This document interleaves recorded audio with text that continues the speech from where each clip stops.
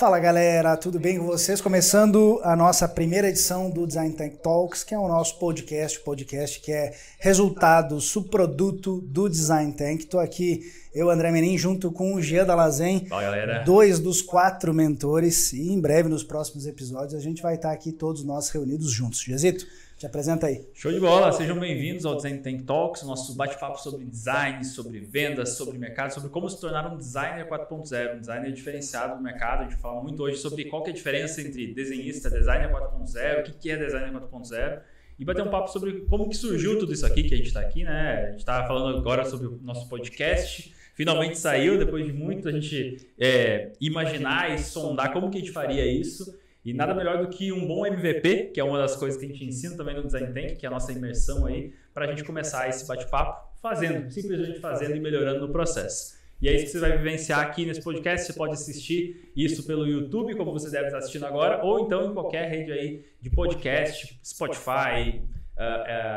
qual mais? Apple Podcasts. Apple Podcasts, enfim, qualquer podcast aí você vai encontrar a gente também. Então, bora lá.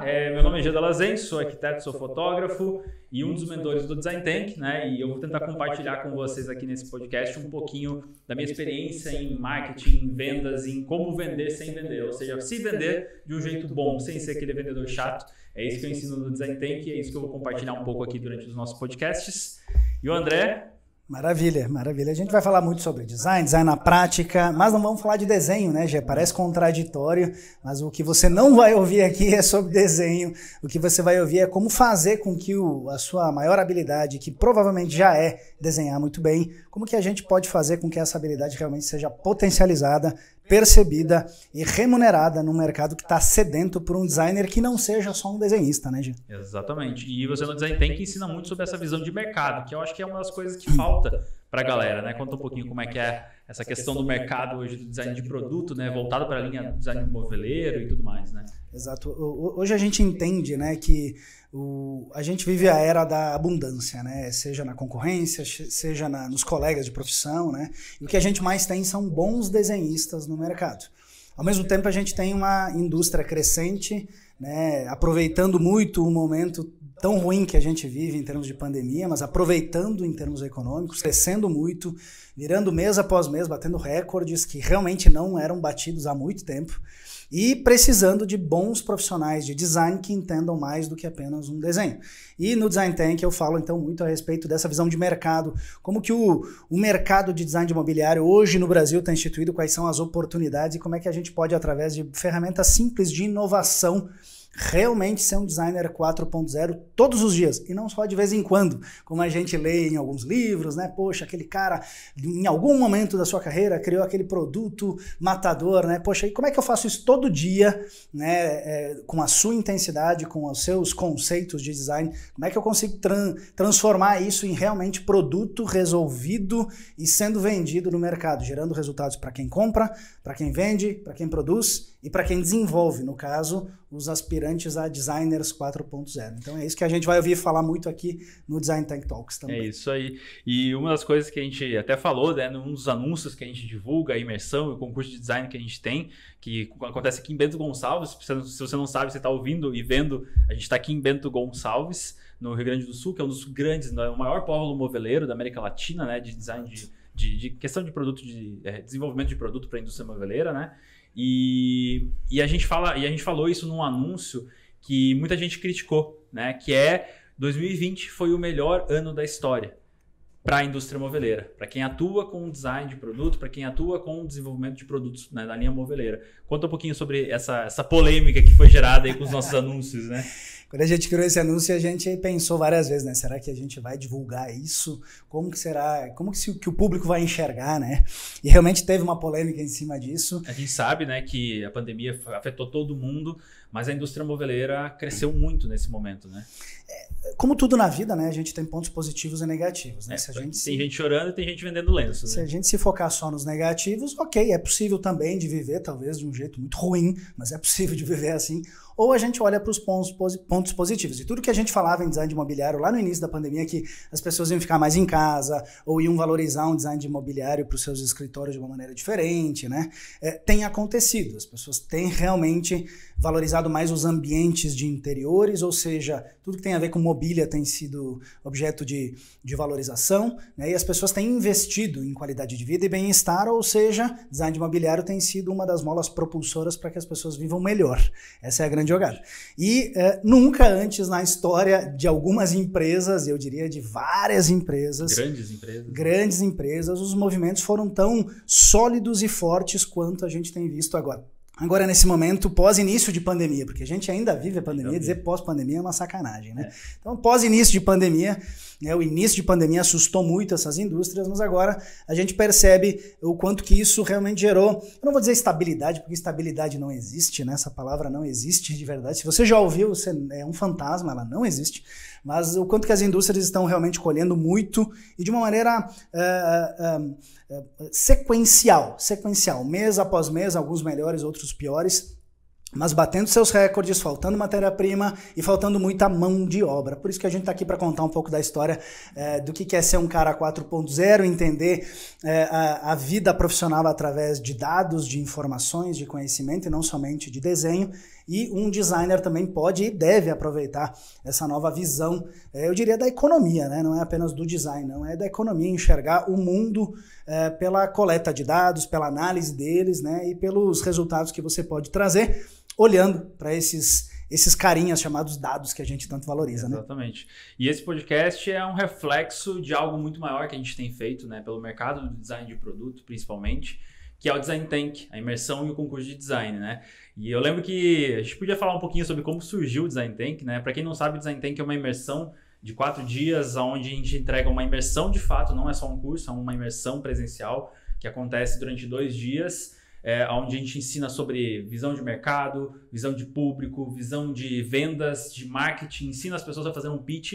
E depois desses 2 dias tem a mão na massa, onde os participantes dessa imersão criam um produto de design que será apresentado no último dia no concurso de design para grandes nomes da indústria moveleira. É aproximar o designer, um profissional diferenciado que pensa além do design, somente algo bonito não vende mais, a gente precisa pensar em algo além disso, e é isso que a gente vai falar durante os podcasts aqui. Mas esse podcast é um reflexo disso, a gente tenta trazer um pouco do que a gente ensina nessa imersão fechada para pouquíssimas pessoas, para você que está ouvindo e assistindo agora. Então, se você quer aprender mais sobre tudo isso que a gente falou aqui, eu acho que esse podcast é o podcast certo para você. E o Design Tank, ele surgiu num sushi, né? A gente estava contando, né, conversando internamente aqui sobre como que surgiu a ideia do Design Tank. Acho que você podia contar um pouquinho, né? A gente estava um dia no sushi, como é que foi a história aí? O dia do sushi foi o dia do Conexão Refresh, era isso, né? Foi o dia daquele evento que a gente participou, palestrou, eu, você, o Paulo, que também é um dos mentores, e o Lori também, que é o mentor convidado do Design Tank.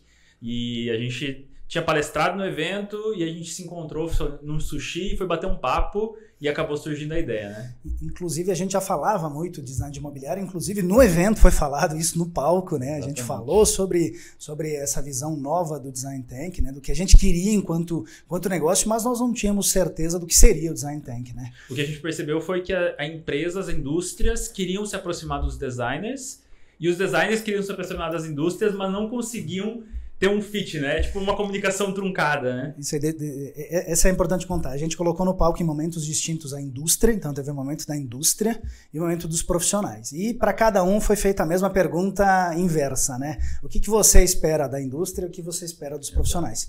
E o mais curioso, né, e contraditório foi ouvir que ambos os lados queriam a mesma coisa e se viam num Grand Canyon, né, com uma distância gigante e sem uma ponte para poder interligar. A indústria dizia, poxa, eu quero contato com vocês profissionais, porque vocês são os caras que ditam as regras, ditam as tendências, entendem as tendências e traduzem elas para os meus produtos, fazem com que a minha economia funcione, né? E então eu quero falar com vocês. E os profissionais, em outro momento, disseram a mesma coisa. Poxa, eu quero saber mais de vocês, indústrias, vocês pesquisam pra caramba, Vocês eventualmente são multinacionais, trazem informação de fora, ou são nacionais, são brasileiras e geram muito conhecimento nacional, muito raro, muito rico, né, que tem sido muito valorizado, inclusive a nível mundo, e a gente quer saber mais de vocês. E eu me lembro que veio uma pergunta, tá, e por que vocês não falam com as indústrias, né? E aí vem a grande resposta que é muito clara, é muito óbvia, né? Mas o óbvio só é óbvio quando é dito, né? A resposta é, cara, eu enquanto designer tomo muitas decisões para criar um produto ou para criar um projeto de arquitetura e design de interiores, se essa for a profissão. Eu não tenho tempo para ficar entrando em contato com todas as indústrias, entender o porquê daquela indústria, o propósito real, para eu realmente valorizar cada pequena decisão que eu tenho que tomar, por mais relevante que seja o seu produto e a sua indústria. Então, a falta de comunicação entre os lados é o que nos chamou a atenção, e lá no Sushi, né, foi no pós-evento, né, no jantar pós-evento, a gente sentou entre várias cabeças e começamos a falar a respeito do resultado do evento, que foi focado em design, né? Como potencializar aquilo, né? Potencializar. E aí vem a ideia de, poxa, e se existisse uma imersão que de fato mergulhasse as pessoas na vida prática do design de mobiliário e trouxesse uma noção do que é ser um designer sem ainda ser um designer, né? Exatamente. Transformar realmente profissionais de arquitetura, de design de produto, esses profissionais que trabalham com, de alguma forma, transformar um desenho em um objeto realizado, como trazer esse público que já sonha em ter um design assinado, né, ter um design assinado, ter um produto sendo vendido em larga escala, em lojas como Tokstok. Quem nunca sonhou, né? Se você é arquiteto, designer, você deve estar me ouvindo agora e deve estar pensando, né? Pô, na faculdade eu desenhava umas cadeiras, imaginava ter um produto meu lançado no mercado. Então, de verdade, o Design Tank surgiu por isso, né? Pensando em como transformar realmente profissionais em designers 4.0. E aí a gente pensou, como fazer isso? Não, a gente aqui é meio megalomaníaco, né? E aí a gente pensou, não, vamos fazer um negócio diferente. Que tal fazer uma espécie de um reality show, né? Imagina fazer as pessoas vivenciarem uma experiência, não simplesmente aprender um conteúdo, levar para casa como você vê em faculdade, em pós-graduação, onde a pessoa aprende algo e depois em algum momento talvez ela coloque aquilo em prática. Então surgiu a ideia de fazer realmente, e essa primeira ideia foi alguma coisa parecida com o Shark Tank, por isso até que se chamou Design Tank. Então é o Shark Tank do design, foi daí que surgiu o nome, né? E um parênteses, os tubarões do design não estão na televisão, estão no Design Tank. Esse jargão vai pegar, hein, gente? Esse aí é o nosso slogan agora, né? Os tubarões do design não estão na TV. E lógico que, como todo produto, assim como na indústria imobiliária, o Design Tank ele surgiu de um jeito, ele foi tomando forma ao longo do percurso, né? E na primeira edição foi logo no começo da pandemia, todo o caos que surgiu logo em março, né? Quando era para ser a primeira edição do Design Tank, mas enfim, surgiu e foi o que eu comentei aqui antes, né? Uma imersão presencial, onde as pessoas entram com uma cabeça e saem com outra completamente diferente, e é realmente uma bolha, onde a pessoa entra e sai completamente diferente, né? Exatamente. E é isso aí. Bom, então esse foi o nosso primeiro podcast. Você pode esperar ver muito mais papos como este e como diversos outros que a gente vai trazer aqui sobre design, sobre público, sobre vendas, sobre, enfim, tudo o que você precisa saber para ser um designer 4.0. Esse só foi um gostinho para a gente dar o primeiro passo aqui no nosso podcast. E é isso aí.